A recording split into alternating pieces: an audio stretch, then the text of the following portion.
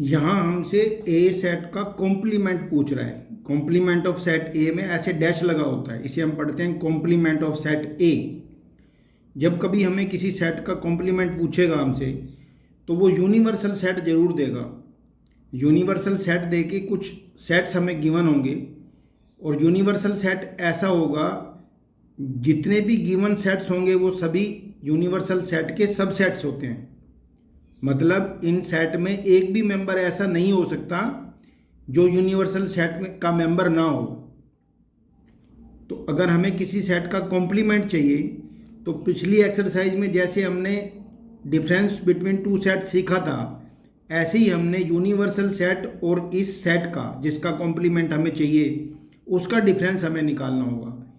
You set में से अगर हम ए सेट के मेंबर्स को हटा देंगे तो हमें ए का कॉम्प्लीमेंट मिल जाएगा।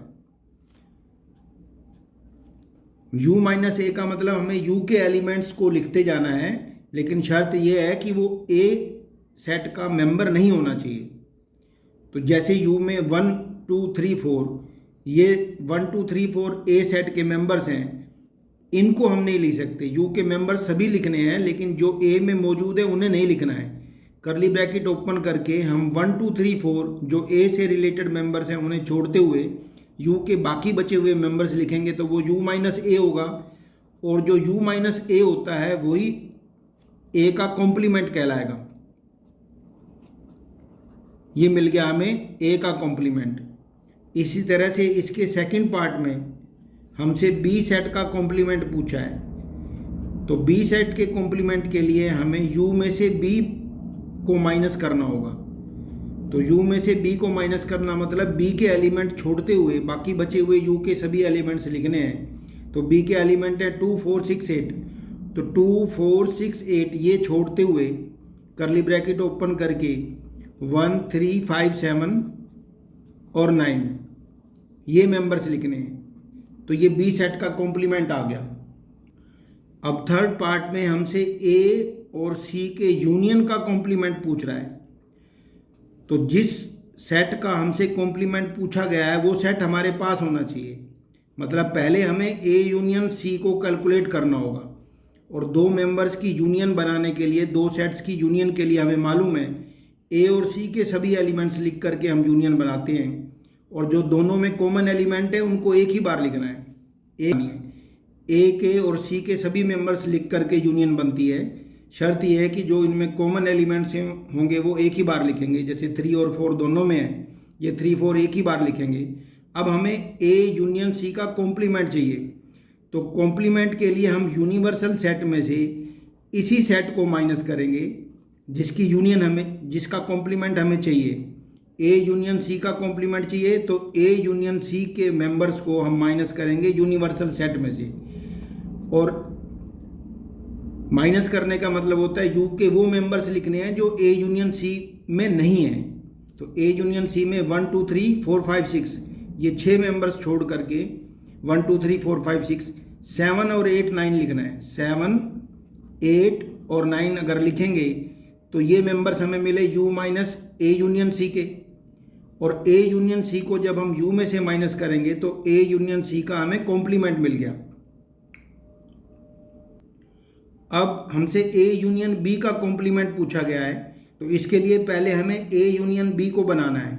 ए और बी की यूनियन कैलकुलेट करनी है, और ए के मेंबर्स और बी के मेंबर्स 1 2 3 4 2 और 4 आ चुके, 6 8 1 2 3 4 6 और 8 ये तो मिल गई हमें ए और बी के यूनियन की का सेट मिल गया।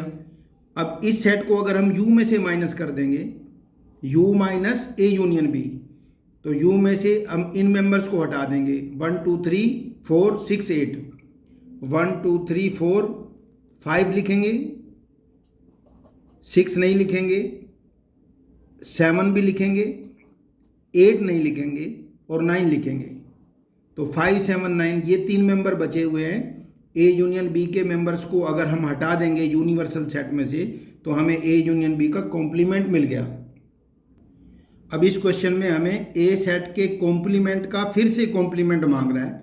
तो पहले हमें ए कॉम्प्लीमेंट के मेंबर्स पता होने चाहिए। तो ए कॉम्प्लीमेंट हम निकालेंगे यू माइनस ए लिख करके, क्योंकि जिस सेट का हमें कॉम्प्लीमेंट चाहिए वही सेट ए यू में से माइनस होता है, यूनिवर्सल सेट में से माइनस होगा ए। तो यू में से ए माइनस करेंगे तो 1 2 3 4 छूट जाएंगे, 5 6 7 8 9, ये हमें सेट मिल गया ए के कॉम्प्लीमेंट वाला 5 6 7 8 9। अब हमें ए के कॉम्प्लीमेंट का फिर से कॉम्प्लीमेंट चाहिए, तो इस बार हम यू में से माइनस करेंगे ए के कॉम्प्लीमेंट को, क्योंकि हमें तो जिस सेट का कॉम्प्लीमेंट चाहिए उस सेट को ए में से यू में से माइनस करना होता है। और जब यू में से ए कॉम्प्लीमेंट के मेंबर्स को माइनस करेंगे, 5 6 7 8 9 को माइनस करेंगे, तो हमें मिलेंगे 1 2 3 4, 1 2 3 4। इस तरह से हम ये देख सकते हैं कि ये कॉम्प्लीमेंट का वापस कॉम्प्लीमेंट करेंगे तो ये 1 2 3 4 देख सकते हैं ए के ही मेंबर मिल गए, तो वापस ए मिल जाएगा। और जब हम कहते हैं कि किसी सेट के कॉम्प्लीमेंट का वापस कॉम्प्लीमेंट करने पे ए के कॉम्प्लीमेंट का कॉम्प्लीमेंट फिर से करेंगे तो हमें वापस वो सेट ए मिल जाएगा। इसको हम बोलते हैं लॉ ऑफ डबल कॉम्प्लीमेंटेशन। तो लॉ ऑफ डबल कॉम्प्लीमेंटेशन क्या होता है और उसे प्रूव करो, तो हम यूनिवर्सल सेट ले लेंगे, एक सेट ए ले लेंगे, पहले ए का डैश निकालेंगे, ए का कॉम्प्लीमेंट निकालेंगे, फिर ए के कॉम्प्लीमेंट का वापस कॉम्प्लीमेंट करेंगे तो ए मिल जाएगा हमें वापस। तो हम कह सकते हैं ए के कॉम्प्लीमेंट का कॉम्प्लीमेंट वापस ए मिलेगा, इसी का नाम है लॉ ऑफ डबल कॉम्प्लीमेंटेशन। अब 6th पार्ट में हमसे b माइनस सी का कॉम्प्लीमेंट पूछ रहा है, तो इसके लिए पहले हमें b माइनस सी सेट के मेंबर्स पता होने चाहिए। तो b माइनस सी का मतलब है b के सभी एलिमेंट्स हमने लिखने हैं, लेकिन शर्त यह है कि वो एलिमेंट सी में नहीं होने चाहिए। 2 इसमें नहीं है तो 2 लिखेंगे, और 4 जो है वो सी में मौजूद है इसलिए 4 छोड़ देंगे, 6 भी छोड़ देंगे क्योंकि 6 भी सी में मौजूद है, 8 लिखेंगे। तो जब हम b माइनस सी करना चाहते हैं तो b के वो मेंबर्स लिखने होंगे जो सी में ना हों। अब b माइनस सी का कॉम्प्लीमेंट निकालने के लिए u में से हम b माइनस सी के मेंबर्स को माइनस कर देंगे। जिस सेट का हमें कॉम्प्लीमेंट चाहिए तो b माइनस सी का हमें कॉम्प्लीमेंट चाहिए, तो b माइनस सी के मेंबर्स को हम u में से हटा देंगे। तो u में हमारे पास मेंबर 1 से लेके 9 तक हैं, और b माइनस सी में मेंबर्स हैं 2 और 8, तो 2 और 8 को छोड़ते हुए बाकी सभी मेंबर्स लिख देंगे, तो वो हमें b माइनस सी का कॉम्प्लीमेंट मिल जाएगा। तो b माइनस सी के एलिमेंट है 2 और 8, वो छोड़ देंगे, 1 3 4 5 6 भी लिखेंगे, 7 भी लिखेंगे, और फिर 8 छोड़ना है, 9 लिखेंगे, 9। तो इस तरह से करली ब्रैकेट क्लोज कर देंगे, तो ये हमें b माइनस सी का कॉम्प्लीमेंट मिल गया। इस तरह एक्सरसाइज 1.5 के फर्स्ट क्वेश्चन के 6th पार्ट में हमने सेट का कॉम्प्लीमेंट निकालना सीखा है, और लॉ ऑफ डबल कॉम्प्लीमेंटेशन 1.5 के क्वेश्चन नंबर 2 में हमें ए बी सी डी ये 4 सेट गिवन है, इन सब का हमसे कॉम्प्लीमेंट पूछा है। तो फर्स्ट पार्ट में हमें ए का कॉम्प्लीमेंट चाहिए, तो जब भी हमें किसी सेट का कॉम्प्लीमेंट निकालना होगा तो यूनिवर्सल सेट तो ज़रूर देगा। हम यूनिवर्सल सेट में से इसी सेट के मेंबर्स को हटा देंगे तो वो हमें इसी सेट का कॉम्प्लीमेंट मिल जाएगा। ए सेट का कॉम्प्लीमेंट मतलब यू माइनस ए, तो यू में से ए बी सी को हटा देंगे क्योंकि ए में ए बी सी मेंबर्स हैं, ए सेट के मेंबर्स हैं ए बी सी, इन्हें हटाना है, D E F G H, इसका सेट हम बना देंगे तो हमें ए का कॉम्प्लीमेंट मिल गया। ए बी सी हटाएंगे, डी ई एफ जी और एच, इसे करली ब्रैकेट में क्लोज कर देंगे तो ए का कॉम्प्लीमेंट मिल गया। इसी तरह से हमें अब बी सेट का कॉम्प्लीमेंट चाहिए, तो बी सेट का कॉम्प्लीमेंट यू माइनस बी से आएगा, तो यू के वो सभी मेंबर्स लिखने हैं जो बी में ना हों, तो बी के मेंबर्स हैं डी ई एफ जी, तो ए लिखेंगे, बी भी लिखेंगे, C D E F G ये छोड़ देंगे, डी ई एफ जी ये चारों मेंबर लगातार हैं जो बी में मौजूद है, इन्हें छोड़ देंगे और एच लिखेंगे और करली ब्रैकेट क्लोज कर देंगे, तो ये हमें मिल गया बी का कॉम्प्लीमेंट। इसी तरह से जो थर्ड पार्ट है इसका, उसमें हमें सी का कॉम्प्लीमेंट निकालना है। सी का कॉम्प्लीमेंट यू माइनस सी से नहीं मिलेगा, तो सी के मेंबर छोड़ने हमने, ए छोड़ना है, बी लिखा, सी छोड़ना है, डी लिखा, ई छोड़ना है, एफ लिखा, जी छोड़ना है और एच लिखा। तो कुल मिला के यू के वो मेंबर्स हमें लिखने होते हैं जो इस सेट में मौजूद ना हो, तो इसी सेट का हमें कॉम्प्लीमेंट मिल जाता है। और फोर्थ पार्ट है इसका हमारे पास डी। डी का हमें कॉम्प्लीमेंट चाहिए, तो यू माइनस डी करेंगे, तो डी के मेंबर्स हम हटा देंगे। अब हमें डी सेट का कॉम्प्लीमेंट चाहिए, तो हम यू में से डी के एलिमेंट्स को हटा देंगे, तो यू माइनस डी मिलेगा और यू माइनस डी हमारा डी का कॉम्प्लीमेंट होगा। और डी के मेंबर्स हैं हमारे पास ए एफ जी एच। ए को छोड़ेंगे, बी सी डी ई लिखेंगे और एफ जी एच को छोड़ना है, बी सी डी ई लिखे, ए एफ जी एच ये छोड़ देंगे, तो हमारे को मिल गया डी का कॉम्प्लीमेंट। डी के मेंबर्स को यू में से हटा देंगे तो डी का कॉम्प्लीमेंट मिलेगा, और वो मिला हमें बी सी डी ई। अब क्वेश्चन नंबर 3 में हमें जो यूनिवर्सल सेट गिवन है वो कहता है the set of all natural number.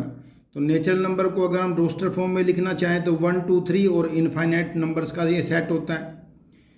और पहला सेट वो दे रहा है the set of all X such that X is N even natural number. अब इवन नेचुरल, मान लो इस सेट का नाम ए है, मान लो हम इस सेट को नाम दे देते हैं ए सेट। तो ए सेट को अगर हम रोस्टर फॉर्म में लिखना चाहें तो ए सेट के मेंबर्स हमें मिलेंगे इवन नेचुरल नंबर। तो इवन भी हो और नेचुरल भी हो, तो पॉजिटिव नेचुरल नंबर मिलेंगे 2। इवन नंबर पॉजिटिव लिखने हैं 2 4 6 और इस तरह से 3 डॉट लगाएंगे। ये भी इनफाइनाइट नंबर्स का सेट होता है। हमें अब ए का कॉम्प्लीमेंट चाहिए, तो हम देख सकते हैं ए के कॉम्प्लीमेंट में और यू में जो डिफरेंस है, यू माइनस ए करने से ही तो हमें ए का कॉम्प्लीमेंट मिलेगा। जिस सेट का हमें कॉम्प्लीमेंट चाहिए वही सेट ए यू में से माइनस हो जाएगा। यू माइनस ए 1 2 3 4 5 6 7 इनमें से 2 4 6 को हटाना है, तो हमें मालूम है ओड नंबर बचेंगे 1 3 5, इस तरह से ओड नेचुरल नंबर बचेंगे। और अगर इसे हम वापस सेट बिल्डर फॉर्म में लिखना चाहें तो हम लिखेंगे the set of all X such that X is an odd natural number. तो इस तरह से जो थर्ड क्वेश्चन में हमारे पास 11 पार्ट्स हैं, 11 पार्ट्स हैं, तो हम ये उम्मीद करते हैं कि अब हम किसी भी सेट का कॉम्प्लीमेंट निकाल देंगे। जिस भी सेट का कॉम्प्लीमेंट निकालना हो उसे हम यूनिवर्सल सेट में से माइनस कर देंगे, और रोस्टर फॉर्म में लिखने के बाद अगर हम सेट बिल्डर फॉर्म में लिखना चाहें तो इस तरह से सेट बिल्डर फॉर्म में उसे हम चेंज कर लेंगे। अब हमसे शो करने के लिए बोला गया है कि ए यूनियन बी का अगर हम कॉम्प्लीमेंट निकालेंगे तो ए और बी के अलग अलग कॉम्प्लीमेंट के वो इंटरसेक्शन के इक्वल होता है। ये डी मार्गन्स लॉ होता है और ये भी डी मार्गन्स लॉ है। डी मार्गन्स लॉ को प्रूव करने के लिए बोल रहा है। तो डी मार्गन्स लॉ को प्रूव करने के लिए, ये वाला लॉ प्रूव करने के लिए हमें एक तो ए यूनियन बी चाहिए, फिर ए का कॉम्प्लीमेंट चाहिए और बी का कॉम्प्लीमेंट। तो हम पहले 3 काम कर लेते हैं। एक तो हम पहले सेट का कॉम्प्लीमेंट चाहिए, ये u माइनस ए करने से आएगा, तो u में से ए के मेंबर को हटा देंगे। 2 4 6 8 हटाएंगे अगर हम तो 1 3 5 7 9 मिलेगा हमें। तो ये ए का कॉम्प्लीमेंट हमें मिल गया 1 3 5 7 9, ये तो ए का कॉम्प्लीमेंट मिल गया। अब हमें बी सेट का कॉम्प्लीमेंट चाहिए, तो बी सेट का कॉम्प्लीमेंट u माइनस बी से मिलेगा। तो u के वो मेंबर लिखने हैं जो b में नहीं है। 2 3 5 7 हटा देंगे, तो 1 2 हटा देंगे, 3 भी हटा देंगे, 4 5 भी हटा देंगे, 6 7 भी हटा देंगे, 8 और 9। ये हमें कुल मिला के 5 मेंबर का सेट मिला बी का कॉम्प्लीमेंट। अब हमें ए और बी की यूनियन भी चाहिए, ए यूनियन बी चाहिए।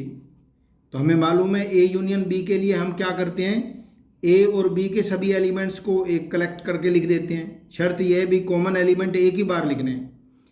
ए में है 2 4 6 8, बी में है 2 3 5 7 9, तो 2 उसके बाद में ये 3 लिख लेते हैं। वैसे ऑर्डर मैटर नहीं करता, फिर भी हम क्रम से लिख लेते हैं 2 3 4 5 6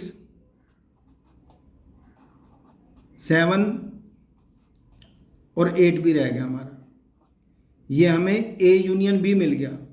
अब हमें ए यूनियन बी का कॉम्प्लीमेंट निकालना है एलएचएस के लिए, और आरएचएस में हमें ए कॉम्प्लीमेंट बी कॉम्प्लीमेंट का इंटरसेक्शन चाहिए, और इन दोनों का आंसर सेम आना चाहिए। तो हम कहेंगे अभी प्रूव हो गया। अब हमें निकालना है ए यूनियन बी का कॉम्प्लीमेंट। ये एलएचएस लिख के कर लेते हैं। LHS is equal to A union B का कॉम्प्लीमेंट चाहिए। तो हमें मालूम है ए यूनियन बी का कॉम्प्लीमेंट, हमें यू में से ए यूनियन बी के एलिमेंट्स को हटाना होगा। ए यूनियन बी के एलिमेंट्स ये दिखाई दे रहे हैं हमें। तो जब यू में से हम इन एलिमेंट्स को हटा देंगे 2 3 4 5 6 7 8 को, तो हमें 1 और 9 दो ही एलिमेंट मिलेंगे, 1 और 9। हमने 2 3 4 5 6 7 8 इन सब एलिमेंट्स को हटा दिया जो ए यूनियन बी में मौजूद थे। अब हम आरएचएस निकाल के दिखाएंगे। आरएचएस में हमें ए कॉम्प्लीमेंट और बी कॉम्प्लीमेंट का हमें इंटरसेक्शन चाहिए। तो ए और बी के कॉम्प्लीमेंट्स के मेंबर तो हमने पहले से निकाल रखे हैं, इनका हमें इंटरसेक्शन यानी इनमें जो कॉमन एलिमेंट्स हैं वो निकालने हैं। 1 दोनों में मौजूद है, 3 इधर नहीं है, 5 यहाँ नहीं है, 7 यहाँ नहीं है, और 9 इधर भी है और 9 इधर भी है। 1 और 9 आ गए। तो इस तरह से हम देख सकते हैं कि ए यूनियन बी का complement A complement B complement के इंटरसेक्शन के इक्वल होता है। यही डी मॉर्गन्स लॉ होता है। तो इसलिए हम कह सकते हैं हेंस दो सेट के यूनियन का कॉम्प्लीमेंट दोनों के अलग अलग कॉम्प्लीमेंट के इंटरसेक्शन के इक्वल होता है। ये साइन उल्टा हो जाता है। जब दोनों पे अलग अलग कॉम्प्लीमेंट होगा तो ये साइन पलट जाएगा। इसे बोलते हैं डी मॉर्गन्स लॉ। ये डी मॉर्गन्स लॉ है, और ये जो लिखा हुआ है ये भी डी मॉर्गन्स लॉ है। इसमें हमें प्रूव करना है कि ए और बी के इंटरसेक्शन का कॉम्प्लीमेंट दोनों के अलग अलग कॉम्प्लीमेंट्स के यूनियन के इक्वल होता है। ये निशान बदल जाता है डी मॉर्गन्स लॉ में। यहाँ उल्टा निशान है, यहाँ सीधा है। यहाँ सीधा था और यहाँ उल्टा था। अब डी मॉर्गन्स का जो ये वाला सेकंड पार्ट है, इसे प्रूव करने के लिए हमें ए सेट का कॉम्प्लीमेंट बी सेट का कॉम्प्लीमेंट चाहिए, और वो तो हमने पहले ही निकाल रखा था पिछले पार्ट में। और अब हमें ए इंटरसेक्शन बी चाहिए, क्योंकि ए इंटरसेक्शन बी का कॉम्प्लीमेंट के लिए पहले हमें ए इंटरसेक्शन बी का पता होना चाहिए। और ए इंटरसेक्शन बी का मतलब ए और बी में जो कॉमन एलिमेंट्स हैं वो लिखने हैं। तो वो हम देख सकते हैं यहाँ सिर्फ 2 मिला। सिर्फ एक ही एलिमेंट ऐसा है जो ए और बी में दोनों में कॉमन है। अब हमें पहले एलएचएस लेनी है, और एलएचएस है हमारे पास ए इंटरसेक्शन बी का कॉम्प्लीमेंट। ए इंटरसेक्शन बी का हमें कॉम्प्लीमेंट चाहिए। तो हमें मालूम है कि यू में से यही वाला सेट माइनस करना है हमें। तो सिर्फ 2 को छोड़ना है, यानी 1 3 4 5 6 7 8 और 9 ये सभी मेंबर हम लिखेंगे। तो हमें ए इंटरसेक्शन बी का कॉम्प्लीमेंट मिल गया। ये U minus A intersection B किया है हमने। इसी तरह से आरएचएस के लिए अगर हमें निकालना है, आरएचएस में ए कॉम्प्लीमेंट की यूनियन बनानी है बी कॉम्प्लीमेंट के साथ।